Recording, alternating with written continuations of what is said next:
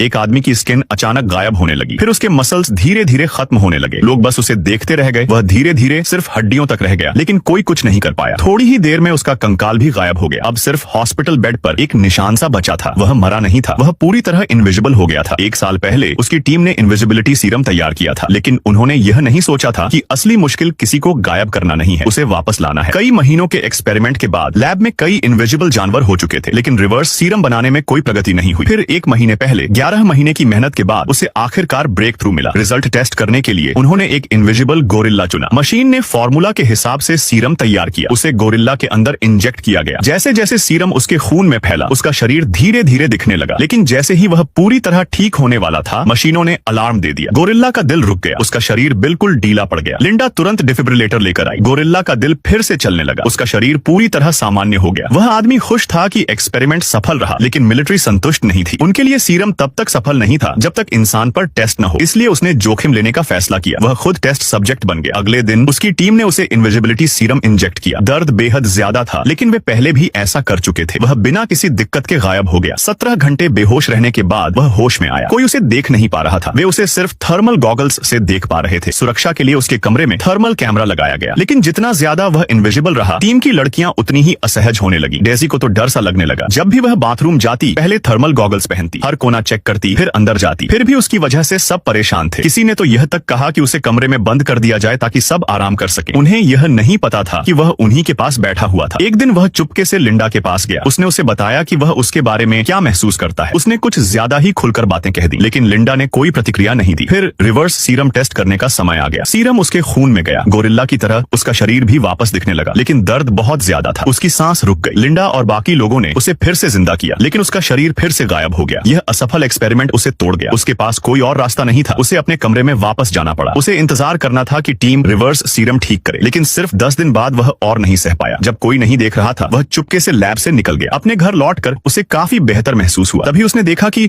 उसकी पड़ोसन फिर से कपड़े बदल रही थी। पहले वह इसे नजरअंदाज कर देता, लेकिन अब वह इनविजिबल था। उसके दिमाग में एक अजीब ख्याल आया। जब वह वापस लैब पहुंचा, लिंडा और बाकी लोग समझ चुके थे कि वह गायब है। वे उसे ढूंढने के लिए ट्रैंक्विलाइजर गन ले रहे थे। जैसे ही उन्होंने उसे अंदर आते देखा, उन्होंने गन हटा दी। वह वापस अपने कमरे में चला गया, लेकिन उन्हें यह नहीं पता था कि अब यह कमरा उसे रोक नहीं सकता। जैसे ही सब बाहर गए, उसने थर्मल कैमरा तोड़ दिया। मॉनिटर पर ऐसा लग रहा था जैसे वह बेड पर लेटा है, लेकिन वह वहां से जा चुका था। उस रात वह लिंडा के घर गया। वह सीधे अंदर चला गया। वह शीशे के सामने खुद में मग्न थी। उसने एक ईंट उठाई और गुस्से में आकर खिड़की तोड़ दी। लिंडा घबरा गई और देखने लगी। उसे वह दिख नहीं रहा था, लेकिन उसे महसूस हो रहा था कि कुछ गलत है। अब साफ था कि किसी को उसे काबू में करने का तरीका ढूंढना पड़ेगा।